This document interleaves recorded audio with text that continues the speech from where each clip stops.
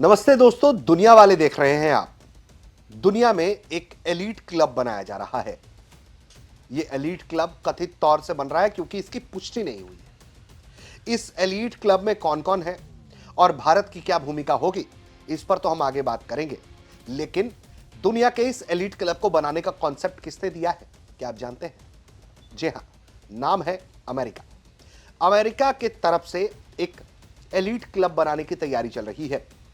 इसे कथित तौर पर C5 कहा जा रहा है, यानी कि 5 देशों का समूह। इन 5 देशों के समूह में, यानी कि ये जो C5 है, इसमें अमेरिका है, इसमें रूस है, इसमें चीन है, इसमें भारत है और इसमें जापान है। ये क्या गेम है? इससे क्या अमेरिका हासिल करना चाहता है? ये भी अपने आप में बड़ा सवाल है। और क्या ये जो G8 था, जिसे G7 कर दिया गया, रशिया को बाहर कर दिया गया, वो G7 अब क्या खत्म हो जाएगा? क्योंकि जिस तरह से ट्रंप की प्लानिंग चल रही है, उनके प्लानिंग को कोई समझ ही नहीं पा रहा कि वो चाहते क्या है। तो आज दुनिया वाले के इस एपिसोड में हम बात C5 की करेंगे, उसके पावर की करेंगे और वास्तविकता क्या है, ये जो खबर आई है उसका सोर्स क्या है और अमेरिका क्या कह रहा है, दुनिया के तमाम दूसरे देश क्या कह रहे हैं, ये भी जानने की कोशिश करेंगे। तो C5 G7 से भी ज्यादा ताकतवर हो सकता है। C5 ग्रुपिंग क्या है और कैसे बनी बात? तो जानकारी यह है कि बीते हफ्ते व्हाइट हाउस ने अपनी एक नेशनल सिक्योरिटी स्ट्रेटेजी का 33 पेज का पब्लिक वर्जन जारी किया। लेकिन पॉलिटिको और डिफेंस फंस जैसी अमेरिकी मैगजीन के मुताबिक एक लंबा अनपब्लिश्ड वर्जन है जिसमें C5 का जिक्र है। यह ग्रुप अमेरिका, चीन, रूस, भारत और जापान, ये 5 देश जिनकी आबादी 100 मिलियन से ज्यादा है, उनको मिलाकर बनाने की तैयारी है। G7 यानी कि America, Japan, Germany, Britain, France, Italy, Canada की तरह C5 भी नियमित समिट करेगा, लेकिन खास मुद्दों पर। पहला एजेंडा मिडिल ईस्ट में सिक्योरिटी, खासकर इजराइल सऊदी अरब के रिश्तों को नॉर्मलाइज करना। ट्रंप हमेशा से ही मानते हैं कि दुनिया मल्टीपोलर हो गई है, यानी कई ताकतवर देश हैं, तो G7 जैसे ग्रुप अब पर्याप्त नहीं है। ऐसे में C5 जैसे बड़े देशों के बीच डील मेकिंग आसान हो जाएगी, जिससे अमेरिका अपना दबदबा हर तरफ कायम रख पाएगा।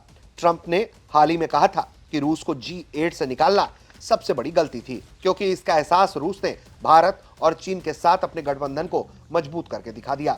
उन्होंने चीन को जोड़कर G9 बनाने का सुझाव भी दिया था। दरअसल ये जो नेशनल सिक्योरिटी वाला पेपर है, इसका जो अनपब्लिश्ड वर्जन है, इसी सोच को आगे बढ़ाता है। दुनिया को स्फीयर्स ऑफ इन्फ्लुएंस में बांटना चाहता है, जहां हर बड़ा देश अपना इलाका संभाल ले।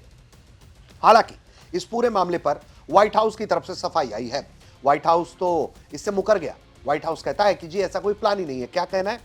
व्हाइट हाउस ने कहा, जो उसकी प्रेस सेक्रेटरी है हाना केली, उन्होंने कहा कि 33 पेज के ऑफिशियल प्लान का कोई अल्टरनेटिव प्राइवेट या सीक्रेट वर्जन नहीं है। लेकिन पूर्व ट्रंप एडमिनिस्ट्रेशन के एक ऑफिशियल व्यक्ति ने नाम ना छापने की शर्त पर कहा कि C5 या C7 पर बात हुई, लेकिन G7 और UN सिक्योरिटी काउंसिल जैसे पुराने सिस्टम नए प्लेयर्स के लिए फिट नहीं है। ट्रंप के इस तरह के आइडियाज पर एक्सपर्ट्स क्या कहते हैं? नेशनल सिक्योरिटी एक्सपर्ट्स मानते हैं कि आइडिया बिल्कुल ट्रंप जैसा है। नॉन आइडियोलॉजिकल, विचारधारा से परे, स्ट्रॉन्गमैन यानी कि ताकतवर लीडर से सहानुभूति और बड़े देशों के साथ डील करने का शौक, यानी कि सीधे ताकतवर देश एक तरफ हो जाए, अमेरिका के साथ उनका गठबंधन हो जाए। बाइडेन एडमिन में जो लोग रहे हैं, उनका यह मानना है कि ट्रंप दुनिया को स्ट्रांग प्लेयर्स के नजरिए से देखते हैं। C5 में यूरोप ना होने से यूरोपियन सोचेंगे कि अमेरिका रूस को यूरोप में बड़ा पावर मानता है। वहीं ट्रंप के पहले टर्म में जो सेनेटर रहे हैं, उनके मुताबिक चीन को ग्रेट पावर कंपटीशन माना जाता है। C5 बनाना उससे बड़ा यूटर्न होगा। ट्रंप पहले ही चीन को नेविडा AI चिप्स बनाने की मंजूरी दे चुके हैं। रूस के साथ डील के लिए अपने दूत भेजे गए हैं। सहयोगियों की जो चिंताएं हैं वो G7 और नाटो को लेकर हैं कि क्या C5 के मूव से इन पर खतरा है। अमेरिकी सहयोगी परेशान है। ये मूव रूस को यूरोप में एक तरीके से प्रभावी लाइसेंस दे देगा। वेस्टर्न यूनिटी और नाटो कमजोर होने का डर है। यूरोपियन डिफेंस ऑफिशियल ने इसे यूरोपियन यूनिटी को कमजोर करने वाला बताया है। G7 और G20 को अपर्याप्त मानते हुए C5 मल्टीपोलर दुनिया के लिए डिजाइंड है। यहां पॉपुलेशन, मिलिट्री, इकोनॉमी, पावर मायने रखती है, लेकिन ब्रिक्स यानी कि ब्राजील, रूस, भारत, चीन, साउथ अफ्रीका जैसे ग्रुप्स पहले से हैं। C5 इससे कैसे अलग होगा, यह भी अपने आप में सवाल है। भारत इस को कैसे देखें, इसके लिए क्या मतलब हो सकता है?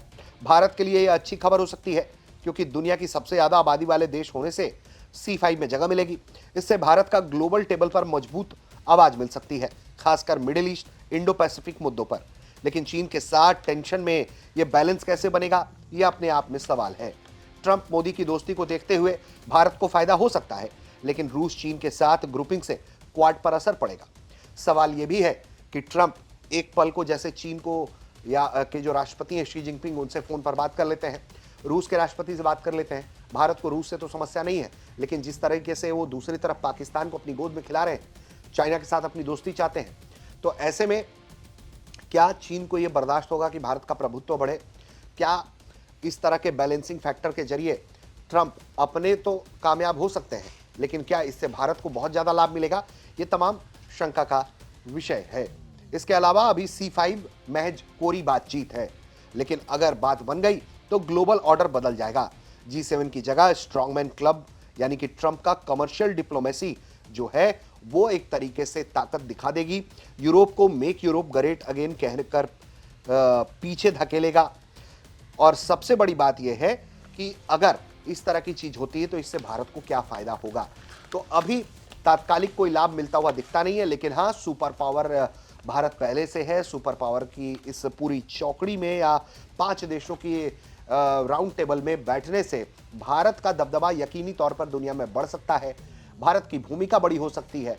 लेकिन चाइना और पाकिस्तान जैसे देश को काउंटर करने में इससे कितना मदद मिलेगा, ये सवालों के घेरे में है, क्योंकि अमेरिका और चीन ऐसे 2 देश आपको स्पष्ट तौर पर इस C5 में, जो कागजी C5 है, उसमें दिखाई पड़ता है कि ये लोग पाकिस्तान की तरफ इंक्लाइंड है। तो ऐसे में पाकिस्तान को लेकर भारत की जो पॉलिसी है कि उसके टेररिज्म के कारण उसे अलग थलग कर दें, खत्म कर दें, चाइना के भी दबदबा को घटाने की कोशिश की जाए, तो थोड़ी मुश्किल दिखाई पड़ती है, क्योंकि इससे व्यापार तो हो सकता है, भारत बड़ा बाजार है, तो भारत के बड़े बाजार में ये तमाम देश घुसना चाह रहे हैं और यही वजह है कि हर जगह भारत को तवज्जो दिया जा रहा है। लेकिन भारत को कितना इससे लाभ होगा, ये अभी भी प्रश्न है, क्योंकि ये भारतीय सामान, भारतीय उत्पाद को अपने बाजारों में कितना आने देंगे, मेक इन इंडिया इनिशिएटिव में कितना मदद करेंगे, भारत को आत्मनिर्भर बनने में कितना मदद करेंगे, ये सब कुछ अभी भविष्य के गर्भ में है।